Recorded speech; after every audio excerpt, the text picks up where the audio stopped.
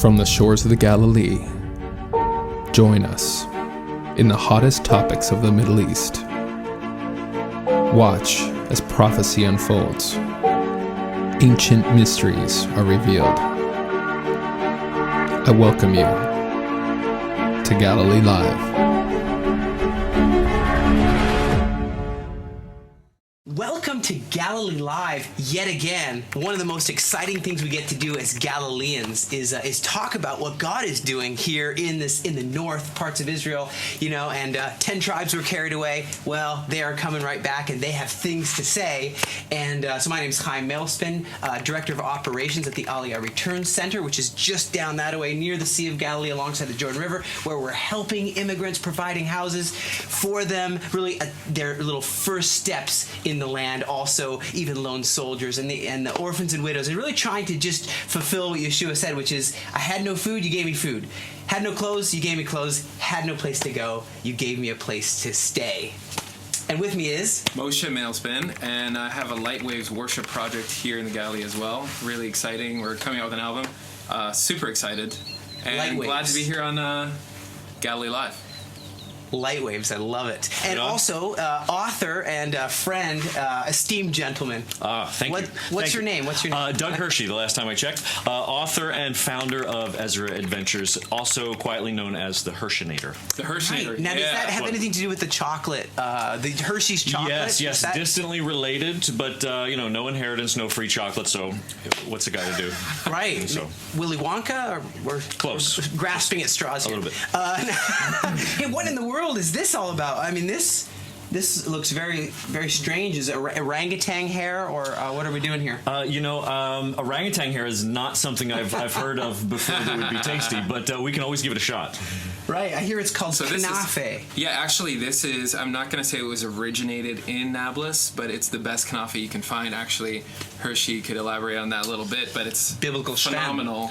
Biblical Shem. And so where the name Nablus comes from is when the Romans go through and they like to conquer and change things around, they actually change the name to Neapolis. Right, but then new city or whatever. Yeah. Exactly. So, but then when the Arabs come through and they conquer in the 7th century, they have trouble pronouncing the P sound, and it becomes Neapolis, which is now what we call Nablus, but it's biblical Shem. I love it. Now, I thought we'd call this Galilee Live, I don't know if you could see this so well, The Vine is the Sign. You even have some vines here. Yeah, well, there are vines right around here, but surrounded. The vine is the sign. But what is it the sign of? Is the vine the sign, and what is it the sign of in your opinion? Well, that's what we're going to be talking about. The vine is the sign. What is the sign? Well, there's all sorts of signs, but there are lots of verses out throughout the Bible that have to do with vineyards and vineyards reviving in the land. In fact, I would guess that you probably have something ready to talk about. Definitely. But so you mentioned very briefly about that you're an adventurer. You're an author, but you're also an adventurer. Are you also Indiana Jones? Not quite. You had a cool hat before the. I thought to join because I know you're an adventurer. Yes. I don't know if this means I can join you on an Ezra Adventures. You actually can join. In fact, you and I have some secret journeys that we can't talk about. We can't talk about on camera. But yes, Ezra Adventures is a small group travel from 6 to 10, maybe 12 people, and we're going into Judea and Samaria. We're doing a lot of adventure day trips. We have a lot of unique things, and so for people that are finding us or people that want to do stuff like this. I see. So I see you got musicians happening and.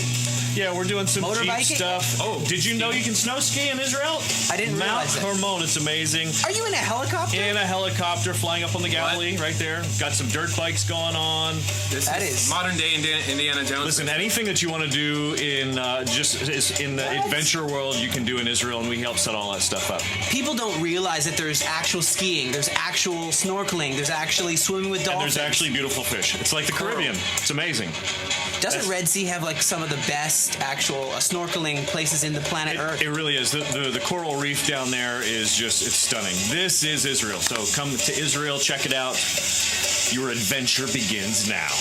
I love it. You're like in some cave there, like some bat cave or something. Some sort of bat cave. That's exactly. Should we dig into this? Because, just a little... wow, there I am again. Oh, whoa, very cool. Except with a shorter beard, thanks to Moshe's buddy. Oh, yeah. This is when you actually first started out, right? When you came here, we hung out, and then you were like, I want to capture some of this miracle. You and I have been friends for a long time, but you actually, on your iPhone, shot some of this, not this video right here, but shot some of the actual video, which is actually not far from here, in the same neighborhood. This same view is not far from where we're sitting, and you helped me shoot some of this video to get this this book, Israel Rising, out. Oh my! It's a hefty. It's got some. That's good, dude. You could whack somebody with that and it would hurt. You could hit someone. Absolutely. Knock them out. Is rising like aliyah, like to ascend, like the word aliyah? It's similar to that, but the whole aspect of Israel Rising is about how the land is reviving after a couple thousand years of the land being empty and desolate. Ezekiel 36 talks about a time when the Jewish people will again have the land as their possession and the land will physically respond. So in the book there's over 100 photo comparisons from over 25 locations all over Israel. In fact, you actually helped me find some of those locations a few years back. I noticed that you actually... it smells glorious. I was so honored that you actually wrote at the front here. You're like, thank you, Chaim Milspen and the Aliyah Return Center. Right there on that forward. That is awesome. Boom. I loved it. Yeah. But also you have quotes from different people, encounters you had on the road to Damascus or on the road to Emmaus. Yeah, one of those roads. One of the roads. One of those crossroads. But I don't know about you guys, but I'm going to start pouring some of this. I'm happy with that. We can. Wait, what is this? Hey, wait, are we allowed to do this? I don't know. Are we allowed to have? Moshe is pouring. I'm just going at it. So here we have. Why are you pouring this? And what is this? The vine is the sign, and this is part El Vino, as you can see it. Vino. Actually, that's the name of the show. The vine is the sign. So we gotta represent. He came up with that. Grapes are from vines. Grapes were with the tribes when they made the two spies spied out the land. Indeed. And then they brought with them. Don't leave me hanging, bro. Then they brought with them grapes. Even the Ministry of Tourism has. I gotta do a little blessing vines. here. Baruch atah Adonai Eloheinu melech haolam borei pri hagafen. Amen. Blessed are you, Lord our God, King of the universe, who brings forth the fruit of the vine. And you said this is what was it? El Vino. So this is. No, but what is it? Where is it from? It is from Carmel. The Carmel. Carmel, where Elijah. Here, let me pass it back to you. Yes. Carmel Ridge. This would have been where Elijah and the prophets. We also got some Galilean wine, Maron Magalil. So you're saying you're trying to tell me that you brought this here because you're saying that the Carmel Ridge, where God brought fire down from heaven, when Elijah fought against the prophets of Baal, that you're saying that is coming back to, like, that same fire coming down from heaven could be very well from this very ridge. Well, and what's amazing too is that even 100 years ago, I got quotes in Israel Rising about that Carmel Mountain region where they're now producing some of these vineyards and some of these wines. I have quotes in the book about the land being desolate and empty. Even just 100 years ago, that entire Carmel Mountain region, which is now a forest and vines and fields and vineyards, 100 years ago, 200, 300, 400, on back, it was empty and desolate and forgotten and really destroyed. So all of this revival, both with the trees and the vineyards, is really within the last 50 to 60 years. And tell me exactly why is the vine a sign of what? Well, I think it's the beginning of the full restoration of Israel, which is the age of the Messiah, or the Geulah, the redemption. And now, when I started to look at these verses, I had to start out with who's the true vine. Who is the true vine? We know that the Messiah is the true vine, and a lot of talk is about the olive tree, and there are those nations who, here in the Galilee of the nations, are grafted in with us together into an olive tree. But the vine is no less of an understanding, of a teaching, the way you prune it, and the way that you have to burn the branches so the worms don't go into the actual root. We need some pruning. We all do. You know what needs pruning is some of this orangutan hair. Hold on 1 second. Well, you keep talking, and it's too late. I'm in. The truth be told, in Genesis chapter 9, verse 20, we know that one of the first things we see is, after we see God's blessing, connected with God's blessing is planting a vineyard. Noah began to farm. He's a farmer and planted a vineyard. Indeed. But I started to say, when we were pulled away into captivity, And when we're brought back, why doesn't it say you'll no longer be slaves, you're going to be the kings? You'll no longer be the servants and the farmers, you'll be the bosses. It doesn't say that. It says you're going to come back, and the sign of my blessing will be the vine, or the vine is the sign. The vine is the sign. And we're seeing that happen. I mean, Isaiah 65:20. They'll build houses, they're going to inhabit them. Well, that's what we're doing. Indeed. And also, they will also plant vineyards and eat their fruit. You're also known by your fruit. That's true. As believers. That is true.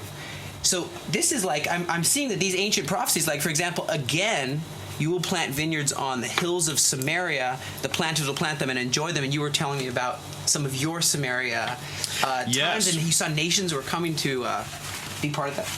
Yeah, well, some of these verses, I mean, some of these actual hillsides in Samaria are being replanted for the first time since Jeremiah spoke these things. Like, whatever it is, 2,600 years, they've been replanted in the last 20 and 30 years. You and I go there on a regular basis. We're starting to take Ezra Adventures teams on a regular basis because it's like liquid prophecy. We joke about it there, is that you get to actually taste the prophecy because this isn't just wine. This is wine that the Bible has prophesied, and now it's here. So it's really all of a sign of what is coming. And the truth be told, there's great wine in Napa Valley. There's great wine in Italy. It's not about that. It's about, well, let's not pair that dark chocolate with that Cabernet. It's called, let's pair that Jeremiah 32:15 with that Har Bracha, Mount of Blessing, direct fulfillment. Yeah. How exciting is that? Yeah. How exciting is that prophecy coming to life right before our eyes? Right before our eyes. Right into our cup, actually. That's true. And into my belly. Okay, sorry. Go ahead. Even though it's Ezekiel 28, they're going to build houses, they're going to plant vineyards, they're going to live securely. People are like, I'm afraid to come to Israel. Ooh, I know you're saying prophecy is that, but I'm a little afraid to come there. And I'm like, have you been to any major city in the entire United States? It's way more dangerous to go there. I mean, statistically. Exactly. It's way safer to come here. There's actually people that everyone has served in the army. Statistically, the amount of homicides, the amount of murders, it's all much less, much safer here. But it says they will dwell safely, and actually, I'm going to execute judgments on the nations around them that aren't, vibing with my plan, with my deal. Yeah. But I know how we always read this every Shabbat, every Friday night when we have the Kabbalah Shabbat dinner. That's right. Read about the virtuous woman. What does the virtuous woman do? She plants a vineyard. Plants a vineyard. That's a good woman. Buys a field, and she is a virtuous woman. I have maybe one more. Are we in the wrong business? Should we be dressing the wine, the vineyards, be in there picking grapes? Actually, no. Funny you bring that up. Isaiah 61:5 says, strangers or foreigners, or like not the Galilee, strangers will stand and pasture your flocks. They're going to help us with the flocks.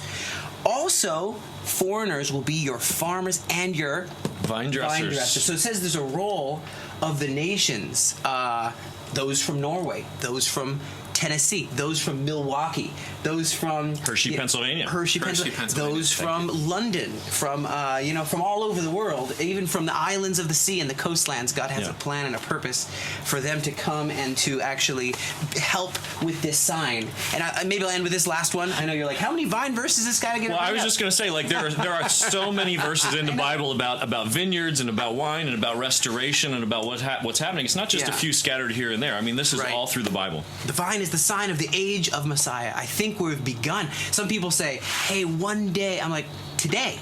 We're in it. We're in the beginnings. What some people call the dawn of the restoration of all things in Acts chapter 3 verse 21, or the culmination of history. Oh yeah. So good idea. The last one is my favorite one. Did they have Nafe back in the Bible days? Well, we're going to get into that in 1 second. Let's finish this. We're already into it right now. Restore the captivity of my people Israel. They will rebuild the ruined cities and live in them. They will also plant vineyards and drink their wine. Actually. And make gardens and eat their fruit. So it's like restore the captivity. We made Aliyah. Wow. Remember that? That was like 20 years ago. We made our Aliyah, our immigration, to this land. So I will restore the captivity of people. That's legit us. They're going to rebuild the ruined cities. That's what we're doing with the Aliyah returns. So we're restoring those broken houses over there, the ruined cities, and live in them. Ooh, they're also going to plant vineyards, which we're beginning to do, and drink their wine. Hey, we should. Cheers. So we should follow. To life. Amen. Amen. That's your name. It is too true. So I'm done with that rant on the wine. In Samaria, have you met like the Good Samaritan a lot of good Samaritans, actually. There actually are a lot of good Samaritans. There's a lot of great people up there. You and I mean, they're personal friends of ours. And when we go up and visit, it's not just like, hey, we're here bringing another group. There, we embrace, we have dinner, we spend time. And as you well know, in this culture, when you take time and you sit down and have coffee, or you sit down and have a tea, or share a meal together, there's something that's really significant. And it's amazing that that's happening over vineyards, and in vineyards that, like mentioned, 20, 30 years ago weren't here. And so what a lot of people don't know outside of Israel is that within the last 20 to 30 years, there's been over 200 vineyards that have been newly planted. And if you're a wine drinker, a wine connoisseur of sorts, you know that depending on the region that it's in, the wine tastes different. And the wines here, some of them are grown in the mountains, some in the hills, some in the coast, some in the deserts. And so Israel is really becoming a wine destination for people that really enjoy it. Award-winning. And they're winning these amazing awards from all over the world. And it's coming from these vineyards that Jeremiah said, in these days, the vineyards will be planted. And it's literally fulfilling Bible prophecy, but it's also literally some of the best wines in the world. I heard that even with the boycott, divest. Have you heard of the BDS? Obviously, the boycott. I have, but tell me a little bit. What is that? They should be blessing and doing the exact opposite of that. But there are those who subscribe to this evil thing called boycott, divest, and sanction. Israel. So what they do is they label these bottles that say, for example, this came from the Golan Heights. We think that should be ISIS land. Like it was at one time part of Syria, and it was kind of a wild east, as it were. But now, praise the Lord, we've got, of course, what is it called? Trumpville. What is it called? Trump Heights. Trump Heights. I was just there just a few weeks ago. Took some pictures, some selfies. And there's wine coming off those hills, and that stuff is winning awards. Also in Judea and Samaria, the heartland of Israel, you mentioned Nablus, or biblically Shechem, where Jacob bought land, where Jacob's well is that he forefathers drank out of. So my thing is, out of 14,332 unmarked bottles in the Decanter World Wine Competition, they were unmarked. So this actually won silver and actually gold in numerous different times. It's amazing. If they knew it was boycotted, Europeans and maybe some Americans would say, look, no, we must not, because those farmers who are Jewish in Judea, we don't like the Jew in Judea. Get the Jew out of Judea. And I'm like, how does that make any sense? Right. Historically or in any way? I was saying, talk about Israel rising to a standard and setting a standard in winemaking, in products, in actually rising up in amongst other nations and things like that. And I was thinking, I was really excited about the culture here, and even in Nablus, as you experience, you've been to different places, not just Nablus, how the culture is to give you their very best. Like, you'll go to someone's house. That's true. They're going to bring out their best knafe. They're going to set you up with all their china. Yeah, it's amazing. It's amazing. It's a Middle Eastern cultural type of thing, and it's really... Yes. And there's I want everyone to experience that, actually. There's this breaking of bread where they say, if you are, an Israeli soldier, or vice versa, if you are even a Palestinian, or what it is a refugee from the 1948 War of Independence, Arab person, you're welcome if we're breaking bread. We're welcome to come together. If we're breaking bread, we're in peace. That's why they say, let's break bread. It's an actual ancient tradition. It's a sign of peace, actually. Yeah, absolutely. Either that or we should have called this the bread is the sign.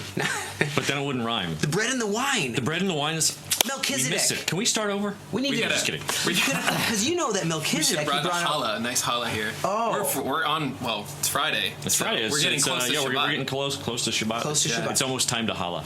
Oh, yeah. Didn't Melchizedek bring out bread and wine, and didn't also to Abraham?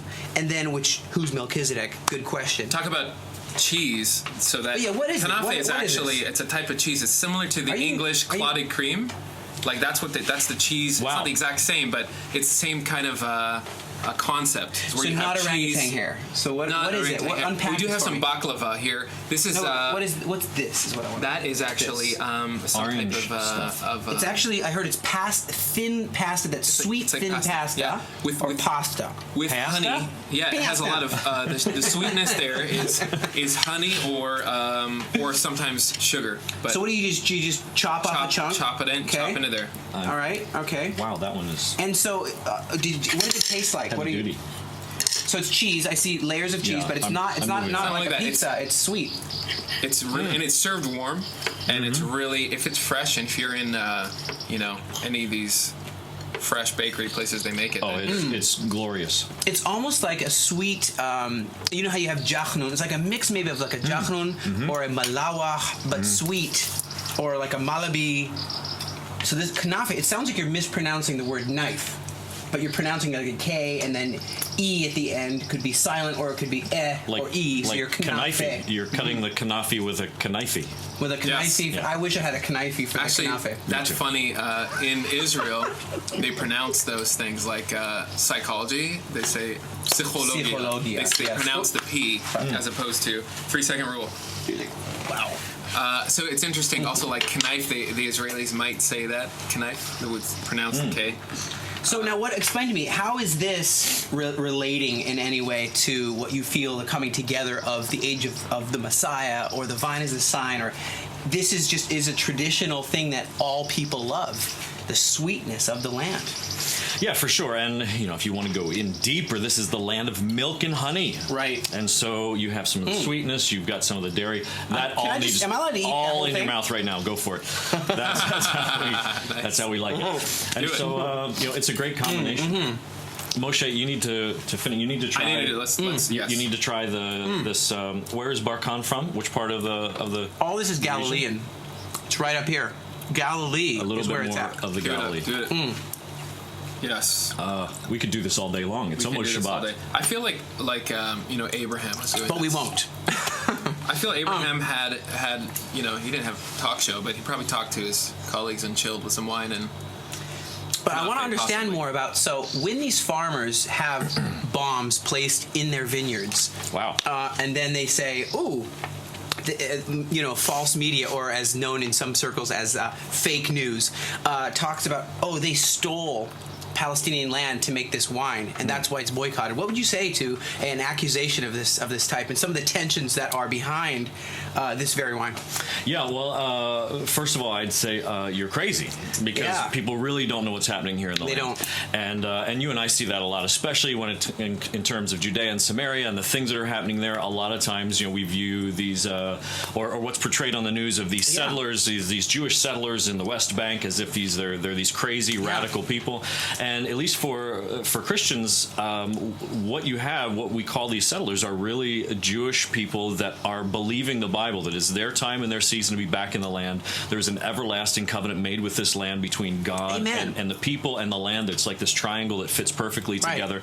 And they're recognizing the times and the season, and they're saying, I am here because God said that we are to be back. He brought us back from the nations, and He's causing the land to respond. And that's not at the detriment of the Arab community, and it's really to the blessing of. Because Arabs that live within Israel have the highest life expectancy, the lowest infant mortality rate. They make more money. They're more educated. The Palestinians that are living within under Israeli sovereignty know that they've won the lottery. They don't want to live under ISIS. No. Or the Palestinian Authority or Hamas or anywhere else. Right. Well, we do have to wrap this up, but I want to end with this, that I've seen the blessing of God. It's not like, well, maybe if we could have 50% of the time we worship the moon god, and the rest of the time maybe we worship the God of Israel. And then we can find some sort of way to... No, it's called there's the God of the whole earth, and that is what really we are seeing as the earth groans and all creation awaits for these sons of God to be revealed, and for really these signs that we're seeing in the nature, that we're in a different time than ever in history before, where... Indeed. Exciting. The Shekinah accompanies the Aliyah. So Moshe, if we're saying the vine is the sign of what? Yes, vine is the sign of the true vine of Yeshua's coming back, is what I believe. Everything's culminating to His coming back. There was the diaspora. It was like ripples that were sent out, and now the ripples are coming back. Everything's being set up. It's like the stage for His return. So we have people coming back. The people understanding about Israel, understanding that Jesus was Jewish, understanding things that are like mind blowing. Like I had this revelation at one point. But it's really, really exciting, and seeing prophecy come true, like the vine, the desert blooming. You've seen it. Absolutely. There's even like fresh water pockets in the Dead Sea. No doubt about it. There's things happening. And it's exciting. It's really exciting. I get like goosebumps. So you're saying people need to not just... I have to say this, is that I met some pastors, and it's almost like someone who said, do you know that there's a car you can drive? It has a stick shift. It has a little thing to go left or right. You have these blinkers. I've never driven a car, but let me tell you, in Greek, it would be called enginos, vehikulos, and in ancient Hebrew, rechev. And so, but I'm like, but you got to go there. You got to go there and be that ambassador, that witness in Jerusalem, Judea, Samaria. He loved the Galilee. You got to drive the car. You got to drive the car. And yes. Hey, can't Ezra Adventures take them to see for themselves, to build a personal testimony of what God has got going in the Galilee? Hey, listen, man, no doubt about it. When people come with our groups, we hang out with you guys. We do Shabbat together. We're doing projects at the Galilee, or in the Galilee, at the Aliyah Return Center, and we're cleaning up different portions of the Galilee with the Beautiful Land Initiative. A lot of our group here are the Galileans, yes. as we say. And so when groups come with us, we hang with our friends, and we're involved with the land and really see what's happening both in the Israeli and as well as some of our Arab Palestinian friends as well. So, can people get your book? It's what the Christian's Biblical Guide to Understanding Israel. Yeah, that's actually my very first one. This is the photo book that's been topping Amazon bestseller list. But both of them can be found on EzraAdventures.com. And this is a quick reference guide of sorts. People say they read it in a day or two and then go back and use it as a Bible study. 100%. And then of course Israel Rising has been doing great for the past year and a half, and a follow-up is being worked on as we speak. What's the name of that? What's the name of that? That one, well, you're just going to have to wait and see. It's under the wraps, and, nice. you can't tell anybody. It's getting going. That's It's been a pleasure to be absolutely. Galilee Live together. It's always fun to be here, hanging in the Galilee. We co-host. We actually, I don't know if you know this, we are actually brothers. You guys actually are kind of related. We shared the same room.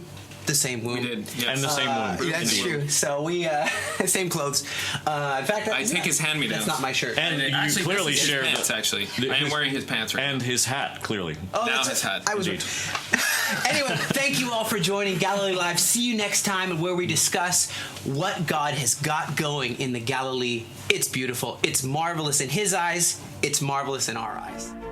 See you soon on the next episode of Galilee Live.